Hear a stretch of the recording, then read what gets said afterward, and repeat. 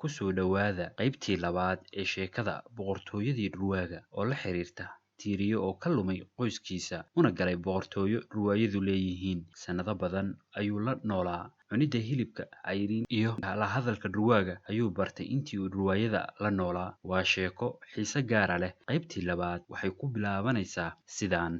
Kolka roobkii joogsaday waxa ay dhammaan dhurwaayadii soo tubteen afaafka hore ee godka. Markaas baa xayn kalena ka soo baxday godkii boqorkii dhurwaayaduna ku jiro. Xilligaas Diiriye waxa uu ku jiraa godka, waana dareemayaa in bahalla ka baxayaan. Hase yeeshee in lagu jiro ma garan karo, waayo mugdigiisa haddii indhaha faraha lagaa geliyo ma ogaan kartid. Si saamiya uma fadhiya Diiriye, istaagne ma awoodo. Jiif isaga warkiisa daa. Habeenkaas wuxuu ahaa mid dheer, laakiin waxa uu maqlayay codadka dhurwaaga oo godka dibaddiisa ka yeeraya.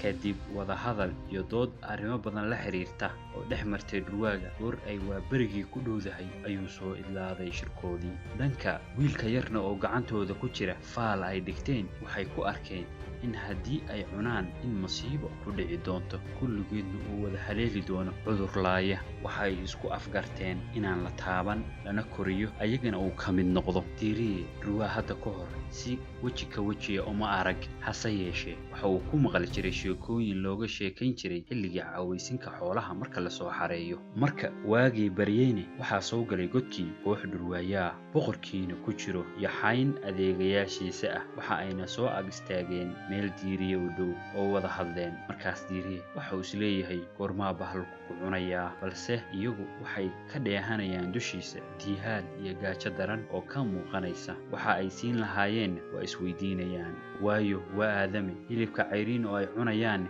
ma yaqaan cunidiisa, hilibna cayriin ku cuni kari maayo haatan. Haddii cabbaar la joogay, boqorkii baa inta hadlay waxa uu amray mid ka mid ah adeegayaashiisa inuu wiilka u kaxeeyo qayb ka mida godka oo ay saadka dhigtaan. Ha yeeshee waxay hawli ka taal sida loogu sheegayo yarka. Adeegihii amarka la siiyey waa qaatay, waxa uuna u soo dhaqaaqay dhanka Diiriye. Markaas isna dib buu u sii durkayaa oo inta istaag siri uu orod maagay. Hase ahaatee waxa uu ku kufay lafo tiro badan oo meesha daadsanaa. Kac haddii uu is yiri mar kale waaba awoodi kari waaye.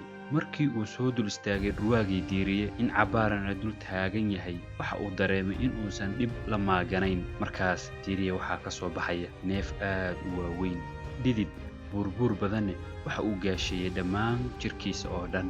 Haddii halkaas xaal marayo, waxa uu madaxa dhowr jeer dhurwaagii u leexiyey meel halkaas ah oo ka leexsan meesha ay joogeen. Markaasna u dhaqaaqay. Diiriye waxa uu dareemay in uu leeyahay halkan kaalay. Hase ahaatee waa awoodi kari waayey inuu u dhaqaaqo oo baqdintii ugu darnayd baa haysa. Markaas mar labaad buu soo dul istaagay oo sidii oo kale madaxa ugu tilmaamay meeshii uu haddana u dhaqaaqay. Diiriye markaas waxa uu dareemay sidii oo kale in loo yeerayo, isagoo oo gurguuranaya una soo aaday meeshii. Haddii uu u soo dhowaaday, waxa uu arkay meeshu inay yaallaan hilbo, sidoo kalena ay leedahay biyo tartiib u mariyo oo waxaa ku yaal il biyo ah. Markaas buu inta u soo dheereeyey bilaabay inuu cabbo biyihii. Hadda waa ka ba'ay oonkii, hase ahaatee waxaa weli haya gaajo daran. Intaasba looga daran oo waxa uu weli ka fiigsan yahay bahallada uu la joogo. Foolxumo daran baa uga muuqanaysa, waayo wuxuu waa dhurwaa, dibadda uma bixi karo oo waxa iridda saaran ilaalo xooggan. Waxaa fadhiya dhurwaa aad u hilboon, dhogortiisuna bay cad tahay. Cunto aadame meesha ma taal. 2 maalmood haddii uu meeshii ku jiro, biyo ma ahane uusan wax kala taaban. Ayaa galab gaab iyadoo ay tahay waxaa la keenay ugaar dhowr xabbo ah oo la soo baktiyey, loona keenay boqorka iyo ilaaladiisa oo aan goobta ka bixin xilliyo kooban ma ahane. Ayagii waa isu soo urureen si ay u cunaan hilibka loo keenay. Boqorkiina 2 gaar ah baa meel loo dhigay. Markaas buu amray in la siiyo yarka la jooga beerka ugaarta. Isagii halkaan meel ah buu fadhiyaa, waxa uuna dareemayaa cidlo iyo cabsi. Murugo daran baa haysa. Waxaase uu ku bakaday cadad beer ah oo lagu soo agtuuray. Waa cayriin, ciiddeenna lagama dhowrayo. Isagana waxaa haysa gaajo daran.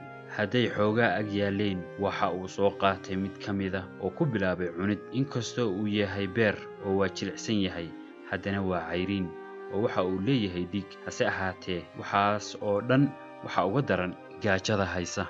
ayaama haddii la joogay diiriina ku jira booshii dhurwaayadii wuu galay waxaa ka ba'ay baqdintii faraha badnayd oo haysay waxa uuna bilaabay cunidda hilibkii cayriinka ahaa balse waxaa cajiiba inuu awooday barashada afkoodii uu la hadli karo ha yeeshee marnaba looma ogolaan inuu dibadda u baxo oo waxaa isaga la sii saaray ilaalo u gaara haddiise muddo la joogay waa koray diiriye waxa uuna si fiican u sii bartay afkii dhurwaaga markaas waxaa loo bilaabay tababar ku aadan qaraabashada waxaa lagu diray xayn kaloo dhurwaaya oo qaybi isaga ilaalo ka hayso kuwa kalena barayaan sida xoolaha loo qaado kolka ayaama sidaa lagu waday bannaankana loo soo saaray waxa ay arkeen dhurwaayadii inaanu ku jirin tegitaan markaas wixii ka dambeeyay waxa ay bilaabeen in keligii la diraan marmar waxaase la yaab ku noqotay dadkii deegaanka waa xoolo qaadaya oo sidii dadka isaga guraya haddiise raadka la fiiriyo mid aadama u eg degsiimooyinkii oo dhan baa isku sheegay ceelasha marka xoolaha la soo arooriyo bay arrintu hadalhaynteedii ku badatay waxaase ka sii darnayd haddii uu qaado neef riman waa dhigayaa isagoon waxba gaarsiinayn awal waxaa dadka degmada aad wax uga qaadi jiray dhurwaa ay u baxsheen cagay waxara dile haddase waxaa soo caga dhigtay mid ay raadadle u baxsheen waana diiriye oo dhurwaa la dhaqan noqday intaas waxaa noogu dhan qaybtii labaad ee sheekada boqortooyadii dhurwaaga la socda qaybta saddexaad oo aad u xiiso badan mahadsanidin